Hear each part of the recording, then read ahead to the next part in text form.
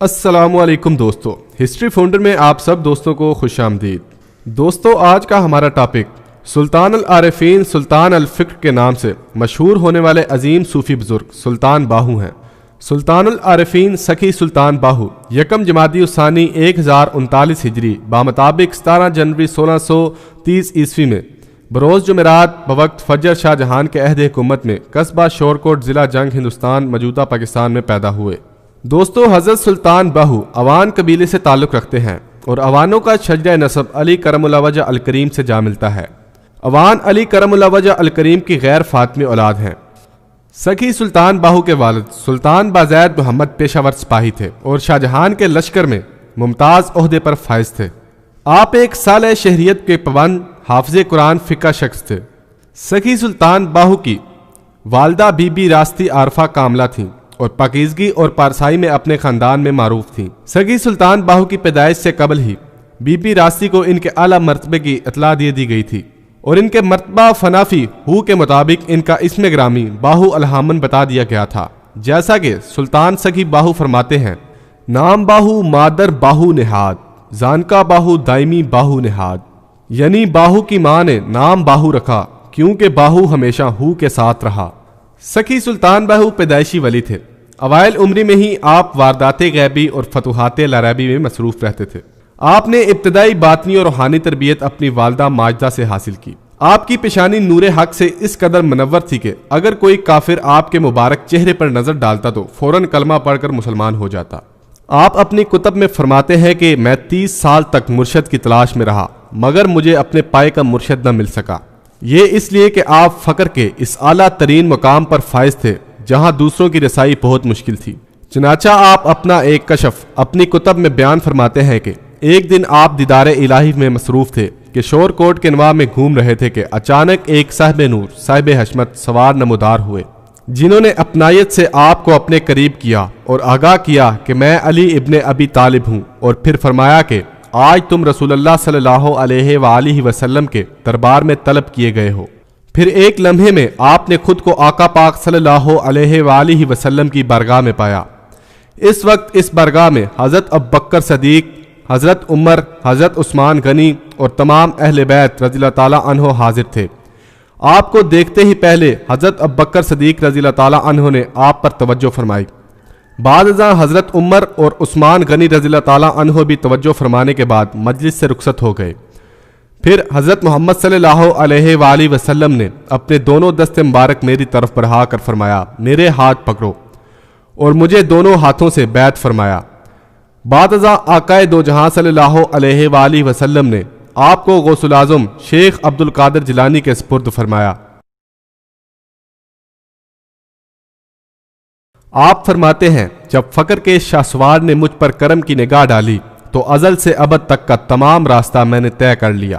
پھر عبد القادر جیلانی رحمۃ اللہ علیہ کے حکم پر سخی سلطان باہو نے دہلی میں عبد الرحمن جیلانی دہلوی کے ہاتھ پر ظاہری بیعت کی اور ایک ہی ملاقات میں فقر کی وراثت کی صورت میں اپنا ازلی نصیبہ ان سے حاصل کر لیا۔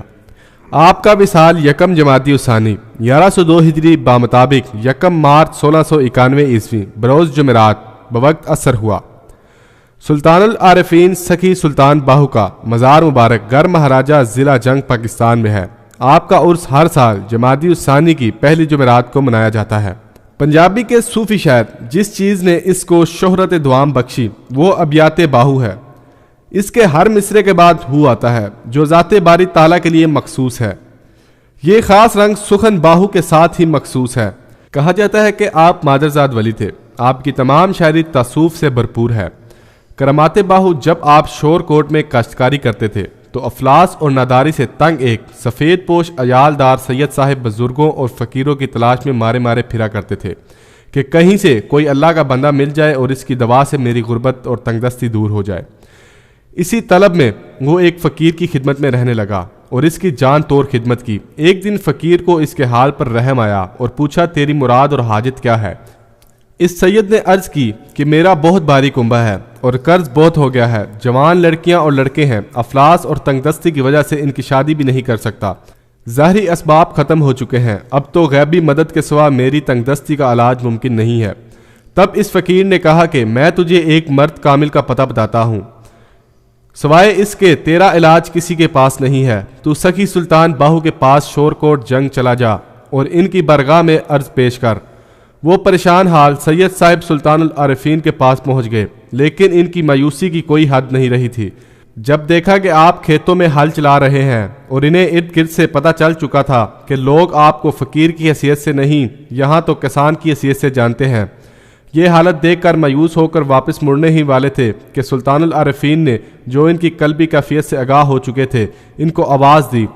آپ کی آواز سن کر ان سید صاحب کو کچھ حوصلہ ملا اور دل میں کہنے لگے کہ اب خود بلایا ہے تو عرض پیش کرنے میں کیا حرج ہے۔ سید صاحب نے قریب آ کر سلام کیا۔ آپ نے سلام کا جواب دے کر پوچھا کہ کس ارادے سے یہاں آئے ہو؟ سید صاحب نے اپنی ساری سرگشت سنا دی۔ آپ نے فرمایا، شاہ صاحب مجھے پیشاب کی حاجت ہے، آپ میرا حل پکڑ کر رکھے، میں پیشاب سے فارغ ہو لوں۔ غرض آپ نے پیشاب کیا اور مٹی کے ڈیلے سے استنجا کرنے کے بعد وہ ڈیلا ہاتھ میں لے لیا۔ سید صاحب سے مخاطب ہوئے، شاہ صاحب آپ نے مفت تکلیف اٹھائی، میں تو ایک جٹ آدمی ہوں۔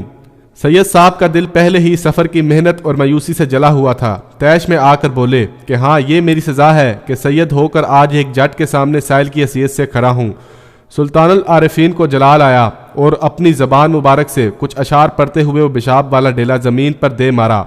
آپ کے پیشاب والا ڈیلا اس جتی ہوئی زمین پر دور تک لڑکتا چلا گیا اور زمین کے جن جن مٹی کے ڈیلوں سے لگتا گیا وہ سونے کے بنتے چلے گئے۔ سید صاحب یہ حالت دیکھ کر دم بخود رہ گئے اور آپ کے قدموں پر گر کر رونے لگے اور معافیا مانگنے لگے۔ آپ نے فرمایا، شاہ صاحب یہ وقت رونے کا نہیں، یہ ڈیلے چپکے سے اٹھا لو اور چلتے بنو، ورنہ لوگوں کو پتہ لگ گیا تو نہ تیری خیر ہے اور نہ میری۔ چنانچہ اس سید صاحب نے ان سونے کے ڈیلوں کو جلدی سے اپنی چادر میں لپیٹ لیا اور آپ کے پاؤں چومتے ہوئے وہاں سے چل دیے۔ بچپن ہی میں آپ کے روحانی کمالات کے ظہور سے آئندہ زندگی کی تصویر نمایاں تھی۔ آپ اپنی والدہ ماجدہ قدس سرا کا دودھ رمضان المبارک میں سحری سے لے کر شام تک نہیں پیتے تھے، یعنی اپنے والدین کی طرح صائم رہتے تھے۔ جب دایا آپ کو سیر و تفریح کے لیے گھر سے باہر لے جاتی تو آپ کے نورانی چہرے کو دیکھ کر اکثر ہندو لوگ کلمہ طیبہ پڑھ لیتے تھے۔ چنانچہ منقول ہے کہ ایک روز شہر کے تمام ہندو اکٹھے ہو کر آپ کی والدہ ماجدہ بازید محمد قدس سرا کی خدمت عالیہ میں حاضر ہوئے اور عرض کی کہ دایا کو آپ کے فرزند اجمد کو وقت بے وقت باہر لانے سے ہمارے دین کا سخت نقصان کرتی ہے، آپ برائے مہربانی فرما کر اپنے برخوردار کے لیے سیر و تفریح کا وقت مقرر کر دیں، ہم اپنے دین کی حفاظت کے لیے منادی کرنے والے ملازم رکھ لیں۔ آپ نے ان کی درخواست منظور فرما لی۔ چنانچہ ہندوؤں نے اس کام کے لیے نوکر مقرر کر لیے اور انہیں تاکید کی، جس وقت بازید محمد قدس سرا کا صاحبزادہ محمد باہو قدس سرا گھر سے باہر تشریف لائے فوراً بآواز بلند منادی کر دیں۔ جب نوکر منادی کرتے تو ہندو لوگ فوراً اپنے دکانوں یا مکانوں کے اندر گھس جاتے۔ سلطان الاولیاء امام التقیہ شیخ سلطان حامد رحمۃ اللہ علیہ فرماتے ہیں کہ میں نے اپنے والد ماجد سلطان شیخ غلام باہو قدس سرا کی زبان درفشاں سے خاص وقتوں میں جب کہ آپ اسرار بیان فرمایا کرتے تھے یہ سنا کہ شروع سے لے کر آخر تک سلطان العارفین سلطان باہو کی نگاہ مبارک جس غیر مسلم پر پڑی وہ فوراً کلمہ طیبہ پڑھ کر مسلمان ہو گیا۔ سبحان اللہ، یہ کتنا بڑا فضل خداوندی ہے کہ اس نے اپنے حبیب الصلاۃ والسلام کی امت کے اولیاء کی نظر میں اتنی تاثیر کر دی۔ بچپن میں ایک دفعہ جب آپ بیمار ہوئے تو آپ کی اجازت سے لوگ ایک برہمن طبیب کو بلانے کے لیے اس کے گھر گئے۔ برہمن نے کہا کہ میں ڈرتا ہوں کہ اگر میں وہاں گیا تو مسلمان ہو جاؤں گا، بہتر یہی ہے کہ آپ کا کرتا یہاں لے آئیے۔ مریدوں نے ایسا ہی کیا۔ جب اس برہمن طبیب نے کرتا کو دیکھا تو بے ساختہ اس کی زبان سے کلمہ طیبہ جاری ہو گیا، لا الہ الا اللہ محمد الرسول اللہ۔ آپ کی یہ کرامت گرد و نواح میں ابھی تک مشہور ہے اور ہزاروں خاص و عام دیکھتے ہیں اور انشاءاللہ العزیز قیامت تک دیکھتے رہیں گے۔ جس وقت لوگ آپ کے مزار مقدس کی زیارت کے لیے خانقاہ شریف کے اندر داخل ہوتے ہیں اور مزار شریف کو دیکھتے ہی بے اختیار ذات الہی کے شوق سے رونے لگ جاتے ہیں اور ذکر بحر ان کی زبان پر جاری ہو جاتا ہے، سینکڑوں بانصیب آدمی صاحب حال، زندہ دل، صاحب تاثیر، ذاکر روحی ہو جاتے ہیں۔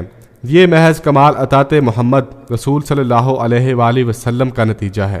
اندر کلمہ کل کل کردہ، عشق سکھایا کلمہ ہو، 14 طبق نے کلمے اندر، چھوڑ کتاباں کلمہ ہو، کانے کپ کپ قلم بناون، لکھنا سکن کلمہ ہو، کلمہ پیر پڑھایا باہو، ذرا